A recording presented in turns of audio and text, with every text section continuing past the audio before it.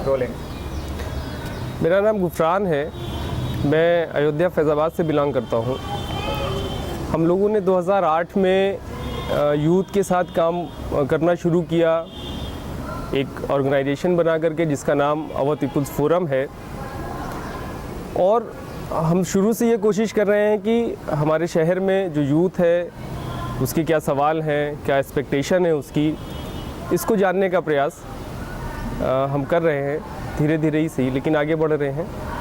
अयोध्या और फैजाबाद में सांप्रदायिक तनाव की स्थिति रहती है, तो वहाँ पे जो यूथ है, युवा वर्ग है, उसकी क्या मांगे हैं सरकार से कि अपनी स्थिति को इम्प्रूव कर सकें? अब देखिए, इस बार तो खासकर हम गए उनके बीच वादा न तोड़ो अभियान के माध्यम से। हमने अयोध्या में जो यूथ के साथ बातचीत रखी, जो मीटिंग रखी, उसमें एक बड़ा सवाल ये निकल के आया कि यूथ का जो विकास है या उनकी जो मंजिल है वो तय नहीं कर पा रहे हैं। एक तो एजुकेशन के नाम पर और ख़ासकर टेक्निकल एजुकेशन के नाम पर वो उस शहर में कुछ नहीं बचा है। खासकर 2 यूनिवर्सिटीज़ हैं वहाँ पर, लेकिन उनका कहना ये है कि 2 यूनिवर्सिटीज़ होने के बाद भी यहाँ पर शोध कार्य नहीं हो रहे हैं। तो ये एक बड़ी डिबेट है उनके बीच में। और कम्युनलिज़म पर बात करते हुए एक तरफ से अयोध्या के अंदर लोगों का ये कहना था कि सांप्रदायिकता पर रोक लगाई जाए, चाहे नए कानून ला करके या जो कानून है उनको प्रभावी बना करके, ताकि ये जो अलगाव की जो पूरी पॉलिटिक्स चल रही है इसको रोका जा सके। और जब ये रुकेगा तो जाहिर सी बात है कि जब सांप्रदायिक दंगे नहीं होंगे, सांप्रदायिक हिंसा नहीं होगी, तो कुछ विकास शुरू होगा। लोग अपने सवालों को पूछना शुरू करेंगे, अपने भविष्य के बारे में जानना या आगे बढ़ना शुरू करेंगे।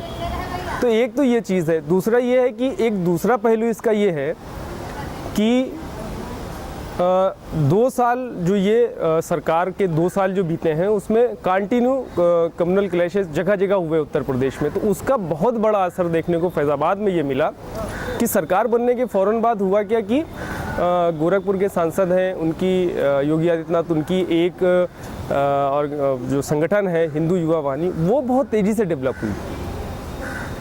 और उसके डेवलप होने के साथ साथ जो भी शहर के तमाम मतलब गुंडे या आपराधिक तत्व थे वो उसमें शामिल हो गए। शामिल होने के बाद उन्होंने एक पूरी मुहिम चलाई। कभी मूर्ति चोरी हो जाने पर एक समुदाय विशेष को निशाना बनाया गया, हालांकि जब लोग पकड़े गए तो उन्हीं के बीच के लोग पकड़े गए। तो इस तरह की जो चीज़ें चल रही थी वो कहीं ना कहीं यूथ उसमें जो है वो अपने आप को एक तरीके से, बहुत से लोग ऐसे थे जो उनके साथ शामिल भी हुए और बहुत से लोग थे वो तय नहीं कर पा रहे थे कि दरअसल चल क्या रहा है। और उसी ने 2 साल कमोबेश, अभी 1 साल हुआ, फैज़ाबाद में कम्युनल क्लैश बड़े पैमाने पर हुआ।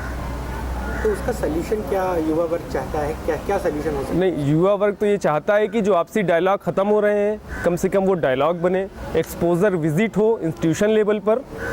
और साथ ही साथ उनकी एक और डिमांड है, वो ये है कि फैज़ाबाद के आसपास जो भी इंस्टीट्यूशंस हैं उसमें कैंपस सिलेक्शन नहीं है, चाहे वो प्राइवेट हो या गवर्नमेंट की हो। तो ये एक बड़ी डिमांड है कि उनको एजुकेशन के साथ साथ रोज़गार से जोड़ा जाए, ताकि वो इस तरीके से जो उनके ज़िंदगी में भटकाव चल रहा है वो भटकाव ख़त्म हो। रोजगार, शिक्षा और स्वास्थ्य के मामले में 3 प्रमुख मांगे होंगी, तो आपने काम किया है अयोध्या फैजाबाद में, तो क्या मांगे हैं? एक तो ये है कि ग्रामीण स्तर पर जो भी PSC और CSCs हैं उनको अत्याधुनिक सुविधाओं से लैस किया जाए। जो भी वहाँ पर प्रसूति गृह हैं वहाँ पर पीडियाट्रिशियन की व्यवस्था की जाए जो नहीं रहते हैं। और एक ये है कि आबादी के हिसाब से अस्पताल या स्वास्थ्य केंद्र खोले जाएं। Thank you.